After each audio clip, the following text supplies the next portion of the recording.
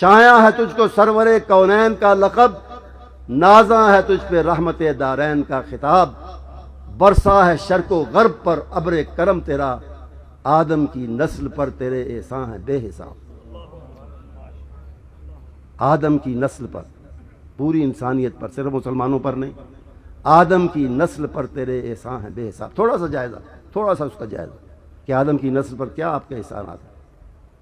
دیکھیں، آپ تشریف لائے خاتم النبیین صلی اللہ علیہ وسلم، رحمت للعالمین صلی اللہ علیہ وسلم، آپ نے سوسائٹی کے گرے پڑے طبقوں کو، مظلوم طبقوں کو، پسماندہ طبقوں کو اٹھایا، زمین سے اٹھایا، اپنے مبارک سینے سے لگایا، ان کو ان کے حقوق دلوائے۔ کس کو؟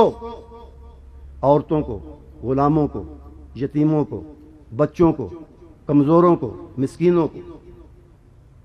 مسکینوں سے، غریبوں سے اظہار ہمدردی، آج کے محاورے میں اظہار یکجہتی آپ نے کی، دعا تھی آپ کی، دعا کرتے تھے اکثر، اللہم احیینی مسکینا وامتنی مسکینا واحشرنی فی زمرۃ المساکین۔ اے اللہ مجھے مسکین کی زندگی دے، مجھے مسکین کی موت دے، اور میرا حشر مسکینوں کے ساتھ کر۔ پوچھا گیا لما یا رسول اللہ، آپ یہ کیوں مانگتے ہیں اللہ سے؟ کیا خوبی ہے مسکینوں میں، غریبوں میں، نازاروں میں، ہیو ناٹس میں، جن کو دنیا پوچھتی نہیں ہے، آپ ان میں سے بننے کی دعائیں مانگتے ہیں، وجہ کیا ہے؟ فرمایا لأنہم یدخلون الجنت قبل الاغنیاء ب40 عاما۔